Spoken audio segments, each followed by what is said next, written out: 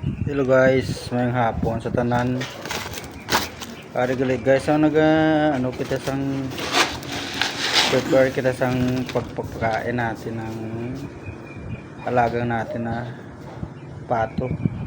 I-check natin ang pagpakain natin kung ilang kilo or para ma-try natin kung ano kalaki, ano karaming kinakain nila. Kasi yung tagal ko na to guys na alaga ganito na. Ito na guys. Ito nang mais hindi ka pa makikita na dito na guys. Ito muna papakain natin yung alaga natin na pato.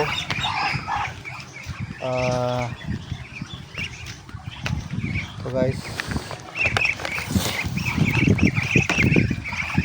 Ito lang ang atin natin muna nga i-warm up muna ito kasi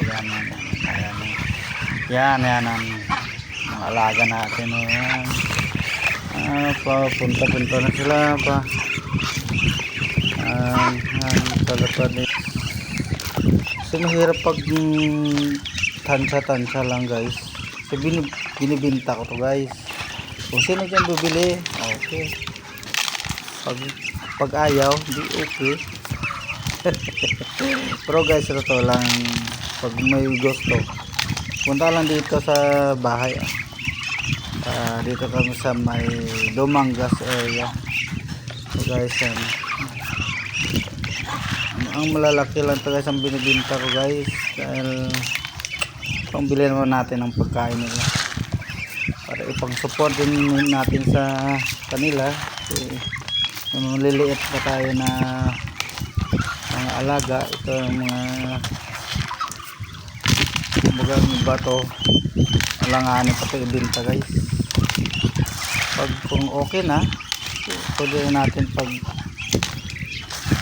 binta ulit yes yan. Kasi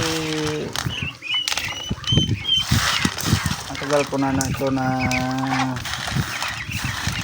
alagaan yung taon na ito yata ito.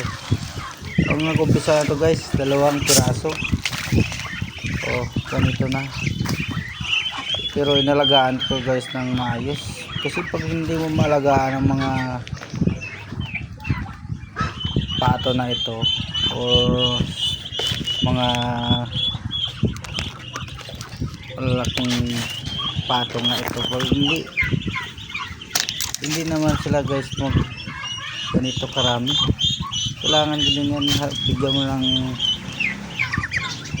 oras mo, pera para pagkainin mo sila sa maayos ang pag-alaga mo sa kanila. Kasi pag hindi mo sila alagaan na mabuti wala. Gaya nito 15 pieces to guys yan. So yan, pinapakain ko din sila yan. Wala ko na guys ginagay ko na lang sa duta kasi para hindi na kasi wala ko lalagyan ng kainan nila sa ngayon.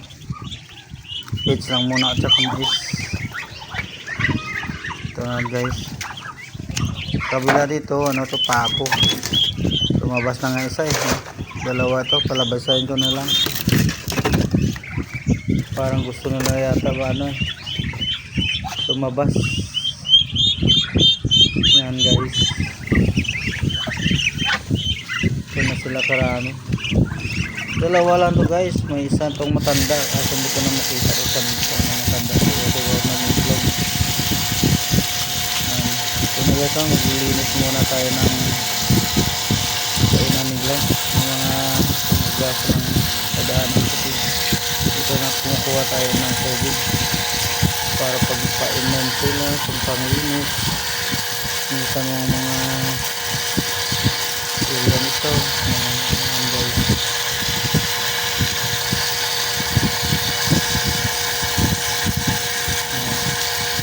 Pag hindi mo naman malinisan guys, ang tao din ito yung mga pato. Kailangan mo din sila alagaan ng maayos.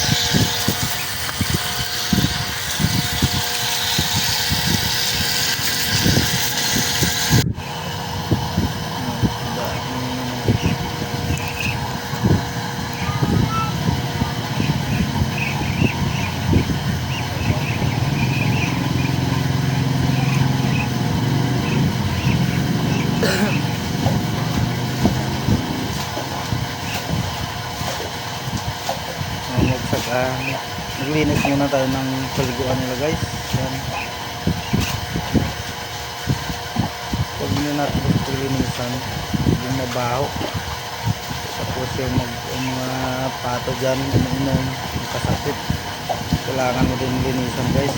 Saka maligo sila din, mabango din. Kulang lang lagyan ng ano guys, downy.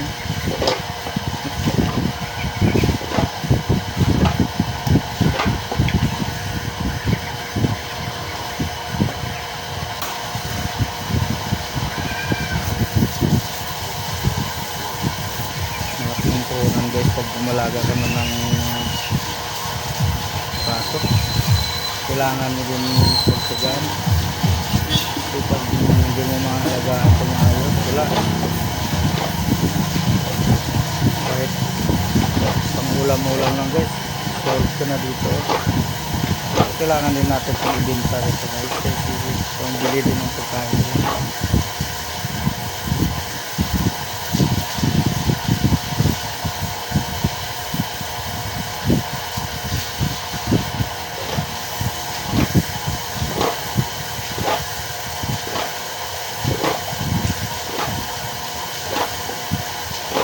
Pag hindi natin paglinisan guys, yung mga putik umiipon na sa loob. Wala pa tayo dito kasi nagagawa ng ano paliguan nila ng parang swimming pool. Buksan mo lang yung may butas para buksan mo lang yung mga putik lalabas sa mga butas. Wala pa guys, wala pang budget. Kailangan pa mag ipon-ipon muna. Di basta-basta guys kailangan mo din ng oras mo at saka pera.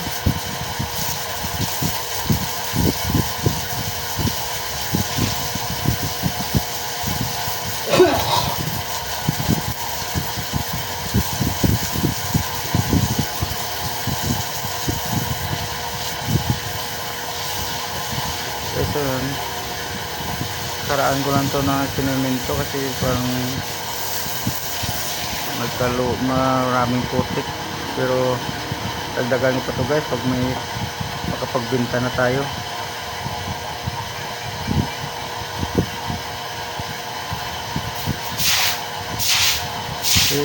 Ano pa to basa pa, hindi mo naman natin pwede hayaan lang kasi pag natin paglinisan marumi.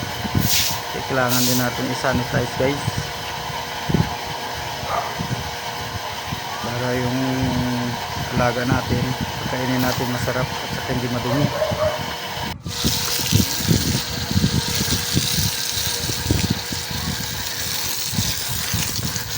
So guys, yung mga pwesto nila kailangan natin nilinisan para yung mga lumang nila maalis natin guys.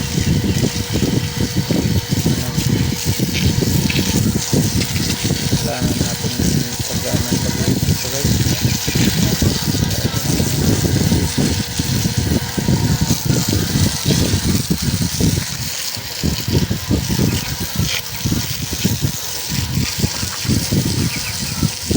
Malaki nga ito dapat guys, gawin ko din tagaan ng pantat, kaso lang dito pa guys, dito walang yung lupa dito malambot na, kaya sa taas matigas pero na ganyan nakalalim malambot na guys, parang may buhangin yung tubig, hindi magtagal dyan, ilang araw lang maubos.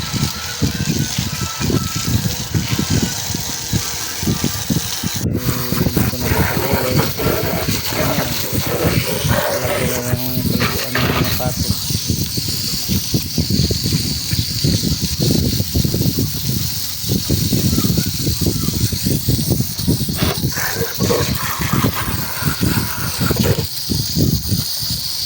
Dito natin